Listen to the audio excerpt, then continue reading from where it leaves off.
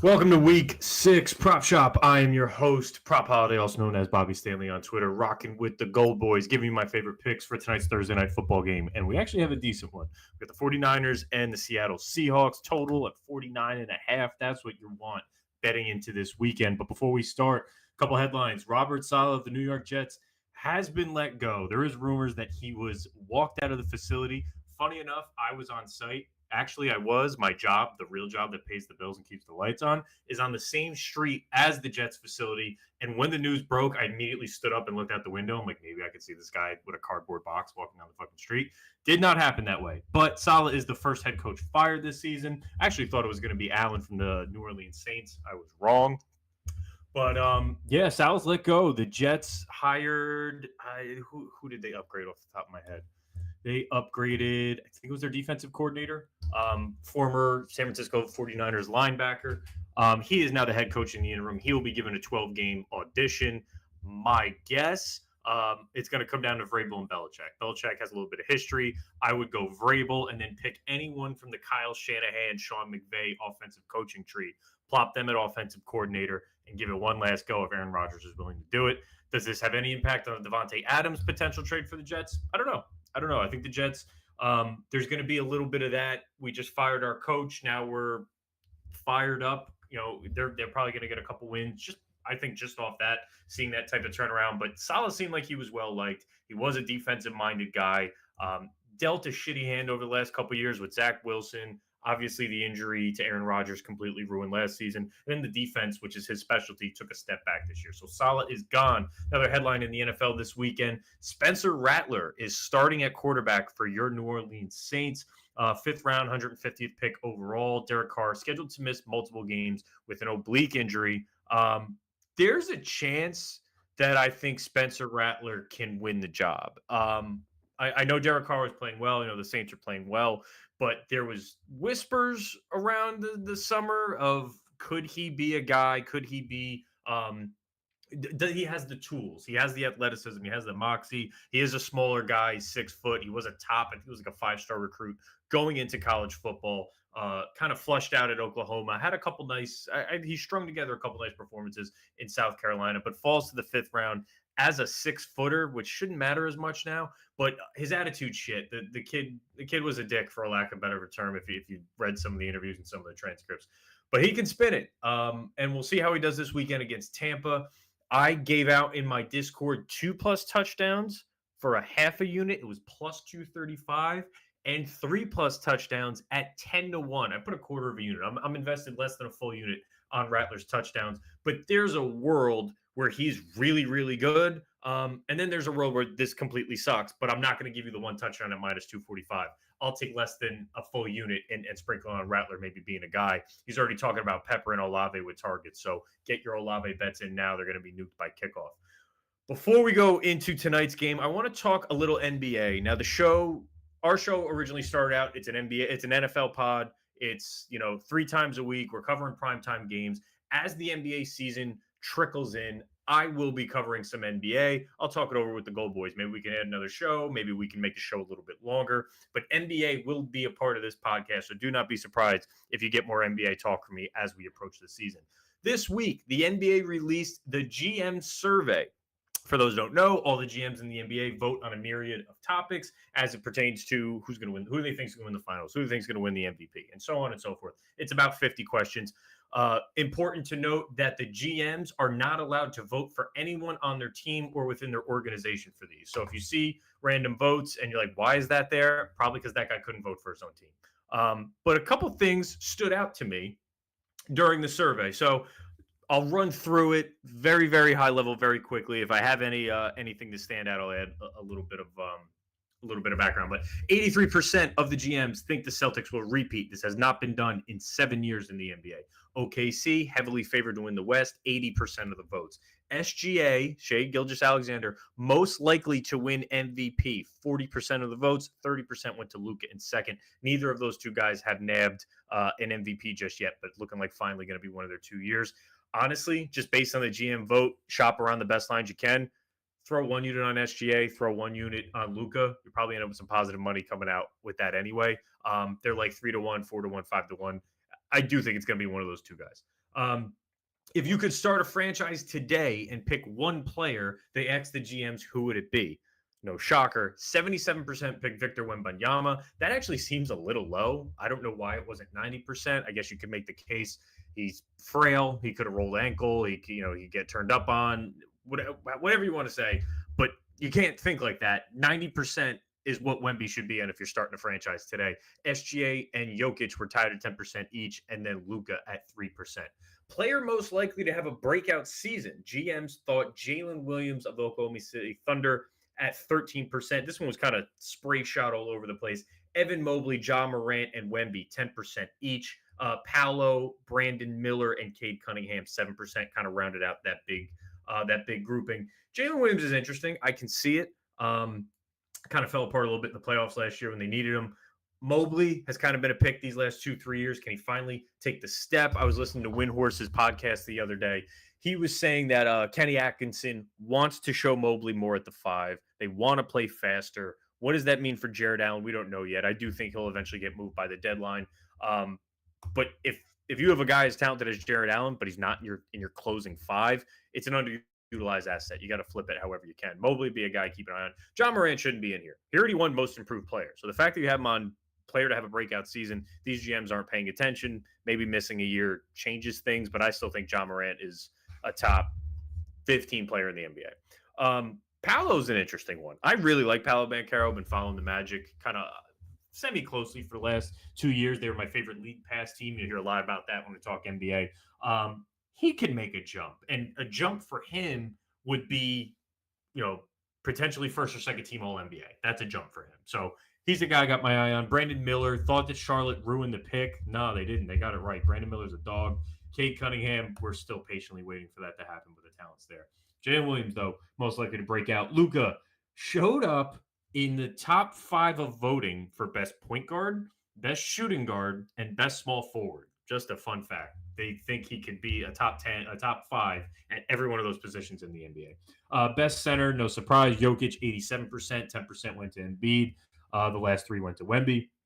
Which player acquisition made the biggest impact? 60% had Paul George, Mikal Bridges and Cat to the Knicks, 13% each. I thought Isaiah Hartenstein should have got a bigger piece of this pizza, if you will, because it gives everything that the Oklahoma City Thunder were missing. And that's what the question is. Which acquisition would make the biggest impact? They didn't have rebounding. They didn't have rim protection. You bring in Isaiah Hartenstein. So that one I thought should have got a little bit more love. Most underrated acquisition was Alex Caruso, Oklahoma City Thunder, 23%. I want to throw Tyus Jones' name in there for the Phoenix Suns. He had 13% of the vote here for most underrated acquisition. I'm glad he at least showed up. People are noticing this, but Phoenix needed a point guard. They needed Booker and Kevin Durant to play off the ball. Ironically, that's what Frank Vogel wanted the whole time, and they shit-canned him. But Tyus Jones, point guard for the Phoenix Suns, I think it's going to pay dividends come playoff time. Rookie of the year, Reed Shepherd, 50% of the vote. Edey, other 30%, and then a bunch of spray across the last 20. Best rookie in 5 years, Reed Shepherd, 43% of the vote. People said during the NBA draft process that he was the best three-point shooter since Steph Curry. Not that he's as good as Steph Curry or he will be as impactful or a better, yada, yada, yada. But his three-point shooting is as good and as pure and can do as many, off the dribble, catch and shoot, create his own shot, 3. That's Steph. We'll see if he can do all the other stuff. But Reed, overwhelming favorite for Rookie of the Year is looking like in these votes. Those are the ones that stood out to me. I just love reading what the people who do this for a living actually see in these NBA players. It looks like a big year for Oklahoma City Thunder, and obviously everyone and their mother loves Wemby. Let's talk about tonight's Thursday night football game. San Francisco 49ers are laying 3.5 on the road against the Seattle Seahawks, total at 49.5. And if we get anything over 46.5 in a player prop world, that is chef's kiss. Love a 49.5 on a Thursday night football game. We don't get enough of them. Injuries. Defense for the San Francisco 49ers. Jordan Elliott, D tackle. Demetrius Flanagan Fowles, linebacker. Kicker, Jake Moody, and safety, Talona Hufunga, the guy with all the hair, the knockoff Palomalu for the San Francisco 49ers. All of them are out. Chark Ward is questionable. We'll keep an eye on him as it gets closer to kickoff. But if that cornerback for the Niners is not there, could be a big game for DK Metcalf.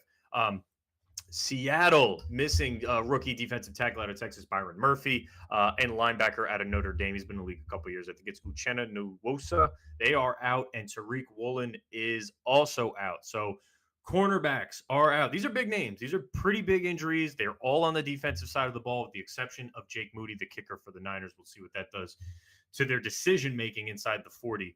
But high total, a lot of injuries on the defensive side of the ball.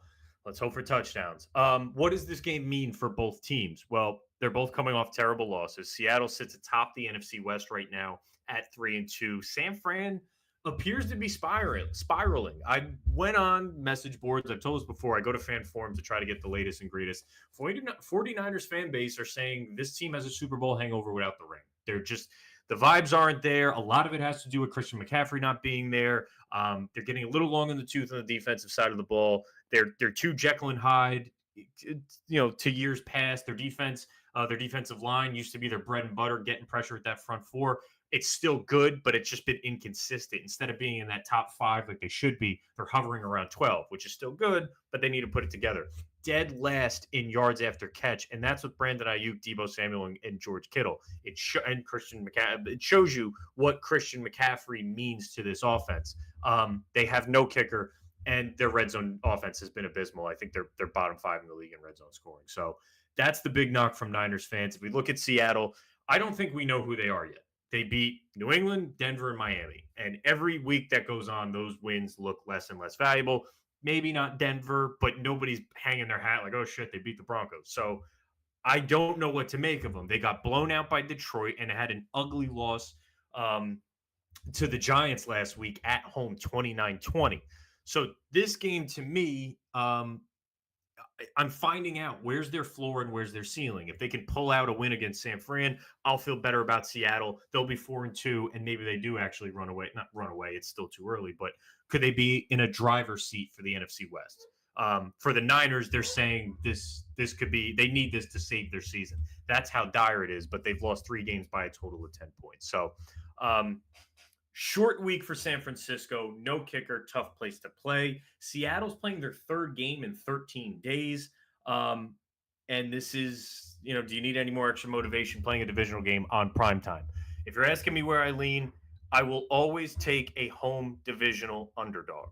It's just a trend I follow. So I would take the Seattle Seahawks with the 3.5. I love that we're getting it over that 3 mark, but it shows you, kind of shows you where we're at right now. So Seattle Seahawks plus the 3.5, and the total is at 49.5. I'm not touching the total. We got enough bets to go over. Let's start with Kenneth Walker, and I feel guilty even bringing this up. So I gave this out at my Discord a couple days ago. A lot of sharp minds are on it, and the books, for lack of a better term, they fucked up. They opened this line for Walker at 55.5. We snatched it up at 55.5. I played the alt line at 75 plus for plus 220. His standard line, as it sits today, is 69.5 to 72.5, depending what book you're on. So do I feel as comfortable with Kenneth Walker at that new number of 72.5? Probably not. There's no value in there. If you happen to get it earlier in the week at 55.5, you're sitting pretty right now. But let's take a look at why. 49ers defense, they've been a mess. This game is must win. San Francisco 49ers run stuff rate, 11th worst percentage in the league. They're allowing the 4th most yards before contact, according to PFF. That's a nightmare when you're playing someone like a Kenneth Walker who has a full head of steam. James Conner, Kyron Williams, 80-plus rushing yards against San Francisco this season, blows this line out of the water. I do think we got a buy low spot at 55.5. Again, I feel stupid. It's at 69.5. But he had 5 carries in week 5 against the Giants. And Mike McDonald, he said, I failed. We can't have an offense. We can't have a game where this guy's getting 5 carries. And he didn't even show up on the injury report heading into week 5. So I love this at 55.5, obviously. Who wouldn't? We got this in 2 days ago, maybe Monday night. At this point, you probably want to play an alt line. I would take 75 plus. It's probably plus 105, plus 110 if you can get it. I would throw a half a unit on that at this point. But we've kind of came and went on this 55.5 rushing yards game. I think it's a good matchup for him. And if you want to do first quarter rushing yards, you want to pull that out of your back pocket, that may be the way to go because this line's been nuked. It jumped 15% in 3 days. So beating the closing line is a great one here. Before we go into my next pick, with Bet365, favorite book of mine, you can choose your own sign-up bonus. Either enjoy a safety net bet on your first bet up to $1,000, or bet $5 and get $150 in bonus bets. The choice is yours. Head to the link in the description to get started today. Must be 21 plus, 18 plus in Kentucky. Gambling problem? Call or text 1-800-GAMBLER. Thank you from Bet365. I have an under. I'm betting an under in a game with 49.5 because I have to be a sharp bettor, or at least tell myself that I am. Last week, I had an analysis on Kyler Murray in the Sunday game. Part of that analysis on Murray, it was over 4.5 on his rushing attempts, was that the San Francisco 49ers do a really good job getting pressure with their front four, and they don't blitz. So their blitz rate is, damn it, didn't write it down. I know it's bottom 11 in the league on blitz rate, and they're 12th overall in pressure rate. That's with their front four. We're high on Walker. Obviously, we just covered that, so we do think it's going to be a little bit more of a running game, a little bit more controlled. But we should see a decrease in his pass attempts, and that's still not saying the completions. He went 18 to 27 against San Francisco last season. Offensively, the 49ers are first in the league in time of possession. Less time for Geno to have the ball. They average over 34 minutes of offense per game. Their issue has been in the red zone. So they have these long drives that they're sustaining, but they're not getting it in the end zone. So I think that's less time for Geno to have the ball, at least early on. You know they're going to want to run the ball with Kenneth Walker out of the gate. Obviously, we're high on that. And not one quarterback has sniffed this line all season against the San Francisco 49ers. It's under 24.5 completions for Geno Smith. I don't think anyone's gotten more than 19 or 20 against this San Fran defense. Yes, they're at home. Yes, it's a divisional game. But Geno under 24.5 completions if you could still get it. Let's go to the touchdown liquor cabinet. This is where we want to be. This is what everybody showed up for. Before we go into this, I want to ask the chat. DraftKings was kind enough to throw us a $10 and some people $20 bonus bet because they had site maintenance and nobody could get in. I checked mine. I got a $10 bet. I don't know what you have. Drop it in the chat how you would use your $10 bonus bet, or how you are using your $10 bonus bet. Whoever has the best one, I'm going to tail. And if we hit, I will give it away on Sunday's show. So in the comments, drop how you're going to use your $10 DraftKings free bet. I'll put the best one in that I like. And if we win, I'll give it away on Sunday's show. So parlay, yes, could be a parlay. Could be a 2 touchdown score. We're not going cheap here with a $10 bonus bet. Could be a first touchdown score and a last touchdown score. Could be alt lines and touchdowns. Could do a reverse correlation, go over on receiving yards, maybe under on receptions for Ayuk. Make up your mind. But tell me how you're using your free bet. And while I'm doing that, I'm going to go into my touchdown liquor cabinet. Top shelf tonight. This is the one unit play we're going with. Deebo Samuel plus 130. I talked about those red zone woes. They have no kicker. I think they're going to be a little bit more. Rush heavy. I think in the red zone, they need to get some points on the board on the road. I love Deebo tonight. I got it at plus 130. He's my top shelf. I know we've been waiting on Ayuk. Ayuk burned us last week on the parlay with the GoldBoys. So that just means tonight he's going to score. He might score 2 times. But I'm on Deebo. I'm very, very high on Deebo today. No Tariq Woolen, or should be an injured to no Tariq Woolen. The total set high enough. Deebo hasn't scored in, 2 weeks, but he has, he has 2 touchdown games under his belt against Seattle. So give me Deebo tonight at plus 130 as my top shelf touchdown score. Let's go to the mid shelf. DK Metcalf, plus 160. This is a mid shelf, but it's plus 160. It's higher than that. If it's higher than plus 150, I'm putting it in the mid shelf. DK Metcalf plus 160. No Hufanga, the safety for San Fran on the back end. He hasn't scored in 2 weeks. 5 touchdowns in 10 career games against the 49ers. 25 touchdowns at home versus 20 on the road for his career, so slight edge there. And 13 career touchdowns in prime time for DK Metcalf.